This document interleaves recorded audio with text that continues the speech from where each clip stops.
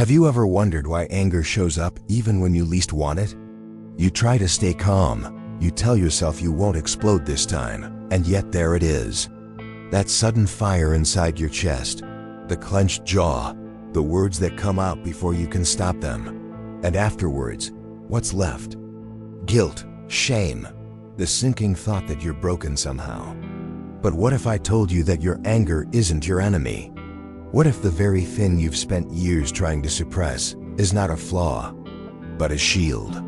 A protector that your younger self built when no one else was there to keep you safe. Think back to when you were a child. Maybe you were criticized too harshly or ignored when you needed comfort. Maybe you learned that showing sadness, fear, or vulnerability made you weak in the eyes of others. And so, without even realizing it, you created something powerful, anger. It stepped in like armor, keeping you from being hurt again. Every time you felt threatened, abandoned, or unseen, anger showed up not to destroy you, but to protect you. Of course, society doesn't tell you this. From a young age, you were taught that anger is bad, that it must be hidden, controlled, silenced. Teachers punished it. Parents dismissed it. Religion condemned it. And so you grew up believing that anger is a monster inside you, one you must constantly fight. But here's the truth. Anger is not the monster. It is the guard dog at the gate, barking loudly every time your old wounds are touched. So the real question is not, how do I get rid of my anger? The real question is, what is my anger trying to protect? Because if you have the courage to look closer, you may realize that behind every outburst, behind every sharp word or clenched fist, there is a frightened child asking for safety. And until you listen to that child, anger will never leave. Before we dive deeper, I want to ask you one thing. If this message is already resonating with you, take a second to hit the like button, subscribe, and turn on the notification bell. That way, you'll be the first to know when I share the next video packed with insights designed to help you understand yourself, break free from old patterns, and live with greater clarity and strength. Let me paint you a picture you might recognize. Imagine a man in his mid-30s. He's sitting at the dinner table after a long day at work. His partner asks him a simple question, something about the bills, or maybe about taking care of a small chore he forgot to do. On the surface, it's nothing dramatic. But in that split second, something snaps, his voice rises. His face flushes. He says words he doesn't mean, sharp and cutting, words that hang in the air like smoke after a fire. And then, silence. His partner retreats. The room feels heavy, tense. The anger that had erupted so quickly now collapses into something else. Shame. He puts his head in his hands and whispers, "Why do I keep doing this? Why can't I control myself?" Sound familiar? Maybe you've been that person. You promised yourself you wouldn't lose your temper this time. You swore you'd stay calm, breathe, maybe even meditate if you had to. And yet, the storm came anyway. Anger burst through like a force you couldn't contain, and afterwards, you were left drowning in guilt. This is the cycle so many of us live in. Anger gives explosion, gives regret, gives apology, gives shame. And then the quiet vow, next time, it will be different. But somehow it rarely is. You try to push it down, to bury it under control and politeness. You try to drown it out with distractions, scrolling on your phone, binge-watching shows, keeping yourself busy so you don't have to feel it. You even try to fix it with endless self-help tips. Breathe in, breathe out. Count to 10. Repeat a mantra. But no matter what you do, anger always comes back. Sometimes louder, sometimes sharper, always waiting. Why is that? Why does it seem impossible to get rid of? Because anger isn't just a random spark of bad behavior. It's not proof that you're broken or that you're a bad person. It is something much deeper, much older. It is the voice of a younger you, the child who learned, long ago, that anger was the only way to feel strong. Think back to when you were small. Maybe you were scolded for crying. Maybe your sadness was ignored or your fear was dismissed. Maybe you learned that being quiet and good got you overlooked, but raising your voice, even in frustration, got people's attention. And so, deep in your mind, a connection was made: anger equals survival. Fast forward years later, and here you are, an adult still carrying that same survival strategy. Except now, instead of protecting you, it's sabotaging your relationships. Instead of keeping you safe, it leaves you guilty and ashamed. But here is the twist. The reason you can just silence it is because it's not the enemy. It's the bodyguard your inner child hired to protect you from harm. Let's return to the man at the dinner table. When his partner asked that simple question about the bills, what really happened inside him? On the surface, it looked like he was angry at her. But beneath the surface, his inner child heard something else. You failed. You're not enough. And in that instant, the bodyguard anger rushed in to defend him, to push away the shame before it could swallow him. This is why anger feels so automatic. It's not a conscious choice. It's a reflex built years ago when you were too young to understand what you were really feeling. And every time life presses on those same wounds, anger shows up to shield you. Now pause for a moment. Think about your own life. Can you remember the last time you got angry? Not just annoyed, but truly angry. The kind of anger that shakes your body and makes you regret what you said after. What triggered it? A careless comment? Feeling ignored? A small mistake that someone pointed out? On the surface, it looked like it was about them. But deep down, wasn't it about you? Wasn't it about that fragile part of you that still fears being judged, rejected, or abandoned? That's why trying to suppress anger doesn't work. You can't silence a bodyguard by pretending it's not there. You can't meditate away a protector who believes its job is to keep you alive. Until you acknowledge its purpose, until you turn around and say, I see you. I know what you're trying to do for me. Anger will keep returning. Louder, harder, more desperate to be heard. So the next time anger flares up inside you, don't ask, how do I get rid of this? Ask instead, what is this anger protecting? What wound is it guarding? Because behind the raised voice, behind the clenched fists, behind the shame that follows, there's always a younger you, scared, unseen, desperate to be safe. And that child doesn't need punishment. That child needs compassion. To truly understand anger, we need to move beyond the surface. It is not enough to call it a bad habit or a toxic emotion.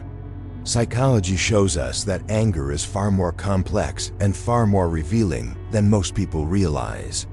Let's look at 3 powerful perspectives: Carl Jung's concept of the shadow, Freud's theory of defense mechanisms, and the modern understanding of the inner child. Carl Jung, the shadow within. Carl Jung believed that every human being carries what he called the shadow. This shadow is made up of all the traits, emotions, and impulses we've rejected or repressed because they were deemed unacceptable by family, by society, or even by ourselves. Anger almost always gets thrown into this category. From a young age, most of us were told, don't be angry. Don't raise your voice. Don't talk back. So we learn to push it down, to bury it deep in the unconscious. But here's the paradox. What we repress doesn't disappear. It waits. Jung famously said, until you make the unconscious conscious, it will direct your life and you will call it fate. That's exactly what happens with anger. If we don't recognize it, if we don't integrate it into our awareness, it bursts out in ways we can't control.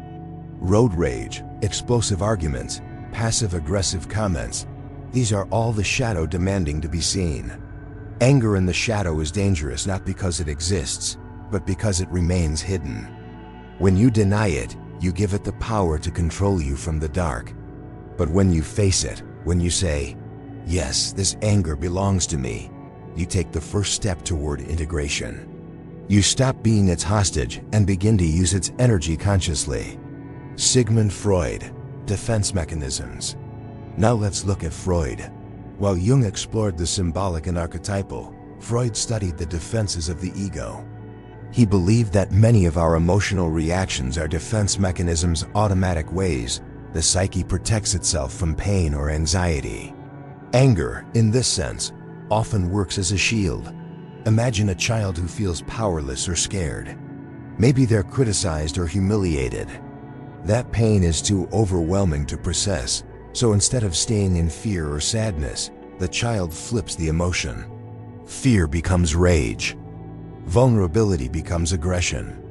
It feels stronger, safer, more in control. As adults, we still use the same mechanism. When someone questions us, instead of admitting we feel small or insecure, we lash out. When we feel hurt, instead of crying, we snap back. Freud would say, this is your ego defending itself, disguising weakness with force. But here's the problem. Defense mechanisms may protect you in the moment, but they block growth in the long run. If you're always hiding your true wound behind anger, you never get to face the wound itself. You keep fighting the symptom while ignoring the root. The inner child, a cry for help. This brings us to the inner child, a concept modern psychology uses to describe the emotional parts of ourselves that remain frozen in childhood. Your anger today is not just about the present, it's about the past echoing through you. Every time anger rises uncontrollably, it's usually not your adult self speaking. It's your younger self crying out, "See me. Protect me. Don't let me be hurt again." That child still lives inside you, carrying the unhealed pain of rejection, criticism, or abandonment. And anger became the loyal protector, the bodyguard that never left its post. This is why anger often feels disproportionate. A small comment triggers a huge reaction. The reaction is really to the present. It is to the memory of being unseen years ago. You're not just defending against today's words. You're defending against yesterday's wounds. When you begin to see anger as the voice of your inner child, everything changes. Instead of fighting it, you can listen to it. Instead of pushing it away, you can ask, what is this child inside me trying to say? And in that shift, anger transforms from an uncontrollable outburst into a guide pointing you toward healing, bringing it together. So let's connect these threads. Jung shows us that anger is part of the shadow. It must be integrated, not denied. Freud shows us that anger is a defense mechanism, a shield disguising deeper pain. And the inner child perspective shows us that anger is not random at all. It is the cry of the part of you that still longs to be safe, seen, and loved. Put simply, your anger isn't bad, it's a message. It's a signpost pointing to the places inside you that still need care. If you continue to repress it, it will keep controlling you. But if you dare to face it, you may discover that what you thought was your greatest weakness is actually the doorway to your greatest strength. Psychology helps us understand where anger comes from. But philosophy pushes us even further. It asks, what is anger for? Is it just a primitive emotion we need to control? Or could it be a hidden source of transformation? Two great thinkers, Friedrich Nietzsche and Alan Watts, offer us perspectives that may completely change the way you see your own anger. Nietzsche, the creative force in chaos. Nietzsche, often called the philosopher of strength and becoming, wrote a line that continues to echo through time. You must have chaos within you to give birth to a dancing star. At first glance, chaos sounds destructive. It conjures images of disorder, rage, and collapse. But Nietzsche invites us to look deeper. Chaos, in his view, is not the enemy, it is the raw material from which creation is born. Without turmoil, there is no growth. Without fire, there is no transformation. Now think about your anger. It feels chaotic, doesn't it? It shakes your body, it breaks your calm, it disrupts your peace. But according to Nietzsche, that chaos might not be there to ruin you. It might be there to awaken you. Anger reveals what you truly care about. You don't get furious about things that mean nothing to you. Anger points directly to your values, your wounds, your passion. It shows you where your soul refuses to be silenced. Nietzsche would say, Instead of suppressing this chaos, learn to work with it, channel it, transform it. The same fire that burns can also illuminate. The same force that destroys can also create. Anger, when faced honestly, can become energy not just for shouting or fighting, but for building, for changing, for refusing to live as a passive victim of circumstance. This is why Nietzsche's philosophy feels both frightening and liberating. He doesn't promise comfort. He reminds us that life itself is conflict between order and chaos, light and shadow, strength and weakness. To grow, you must walk into the storm, not run from it. Anger, then, is not a curse. It is proof that there is still fire in you, and that fire can be shaped into something extraordinary. Alan Watts, The Danger of Avoidance. While Nietzsche pushes us into chaos, Alan Watts, the philosopher who brought Eastern wisdom to the West, warns us about something equally important: the danger of running away from emotions. Watts often said that emotions are like waves. They rise, peak, and fall. On their own, they are not dangerous. What makes them destructive is our resistance to them. He once explained, "When you try to control the waves, you drown. But when you learn to float, the waves carry you." Think about anger again. Most of the suffering we associate with it doesn't come from the feeling itself, but from our reaction to it. We label it bad. We panic when it shows up. We try to bottle it up, hide it, silence it. And in doing so, we create a war inside ourselves. Watts would say, stop fighting the wave, let it rise. Feel it fully. Because when you allow anger to pass through you without judgment, it reveals its true message and then fades. But when you resist it, when you pretend it's not there, or shame yourself for feeling it, you actually give it more power. Suppressed anger turns into bitterness, resentment, or even illness. For Watts, the key was presence. To sit with the feeling, to observe it without clinging or pushing it away. He often reminded us that emotions are part of being human.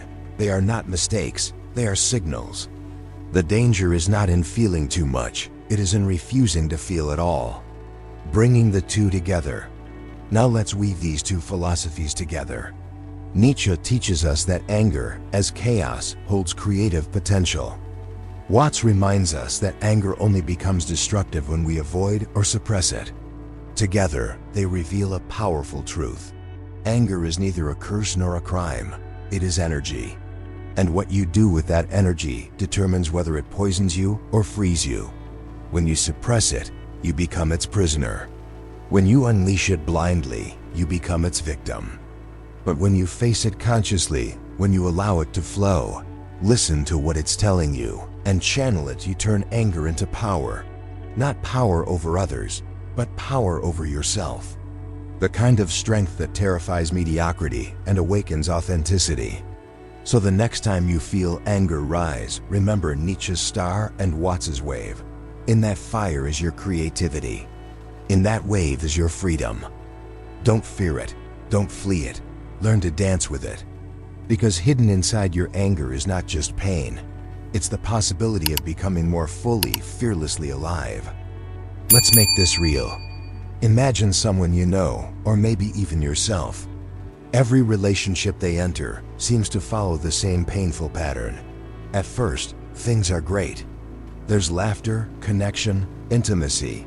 But soon, conflicts appear. A missed call, a delayed text, a comment that feels a little too sharp. And then it happens, the explosion. They lash out. Words fly like knives.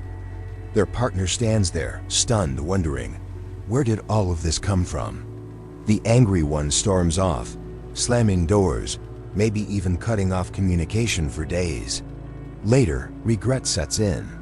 They come back with apologies, promises to change, maybe even tears. But deep down, both know it's only a matter of time before the cycle repeats. What's really happening here?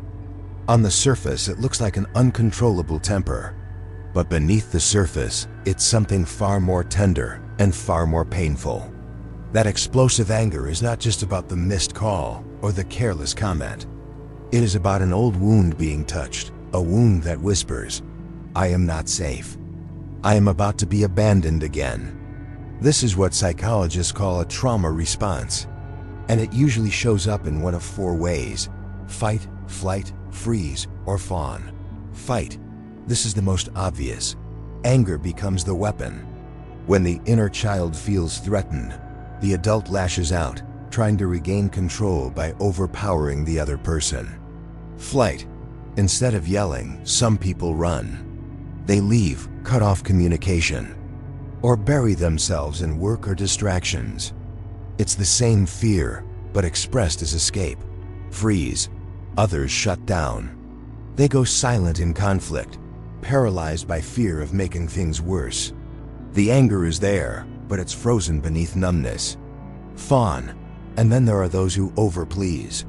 They try to calm everyone, agree with everything, and give up their own needs to avoid conflict. But inside, resentment builds, and eventually, it bursts. In American culture, these responses are everywhere, hidden in marriages, workplaces, even friendships. Many people don't recognize them as trauma responses. They just call them personality traits. But the truth is, they are survival strategies learned in childhood and carried into adulthood. Take the person who always explodes in relationships. Why do they react with so much rage to something so small? Because, as a child, maybe they were left alone too many times. Maybe their cries for attention went unanswered. Maybe they were abandoned emotionally, even if not physically. Their nervous system learned that closeness is always at risk, that love can disappear at any moment. So now, as an adult, every delayed text feels like proof of rejection. And anger rushes in as the bodyguard. If I get loud enough, if I push hard enough, maybe I won't be left again. Here is the tragedy. This strategy might have worked for the child. It forced others to pay attention. But for the adult, it backfires. Instead of pulling people closer, it drives them away. Instead of securing love, it destroys it. But here's the hope. Once you see the pattern, you can begin to change it.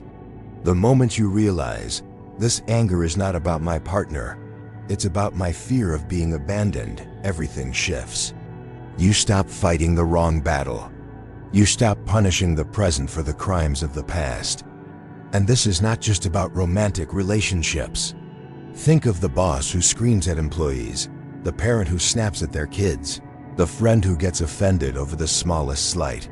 In every case, the outburst is not really about the moment. It's about old pain echoing into the present. It's about an inner child who still feels unsafe, unseen, unloved. So ask yourself, which trauma response shows up in you most often? Do you fight? Do you flee? Do you freeze? Do you fawn?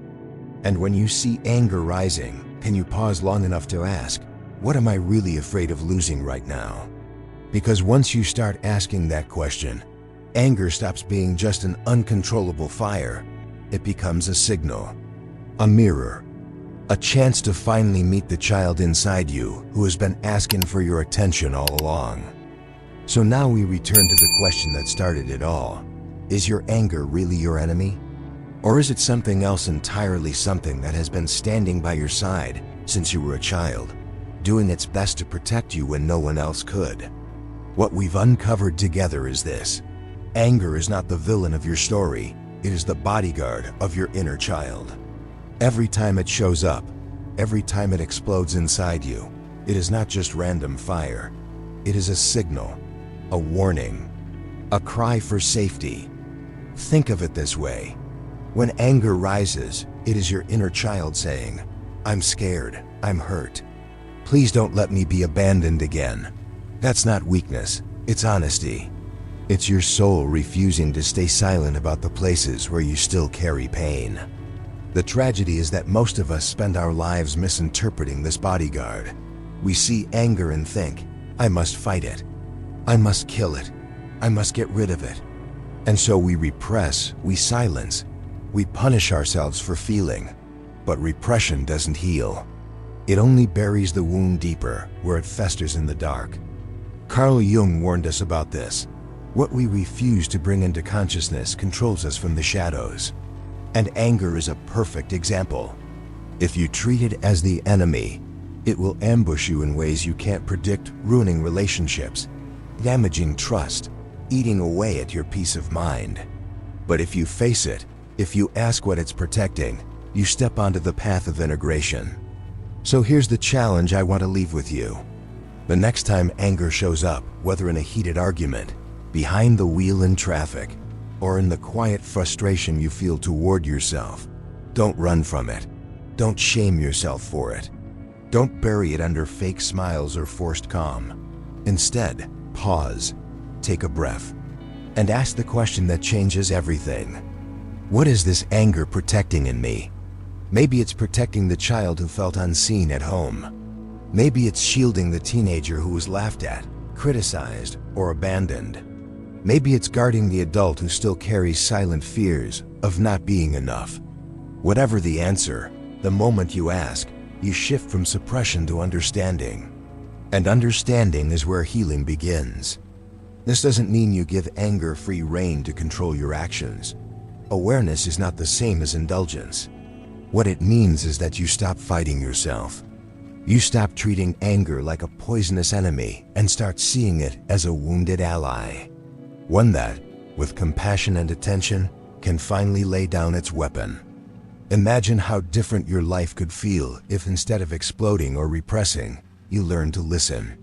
Imagine the relationships you could heal, the trust you could rebuild, the peace you could experience, not because you never feel anger again, but because you finally know what it's trying to tell you. This is not an easy journey. It requires courage. It requires honesty. It requires you to sit with feelings you've been running from for years. But it is also the most liberating path you can take. Because once you stop fearing anger, you stop fearing yourself. And when that happens, you discover something extraordinary.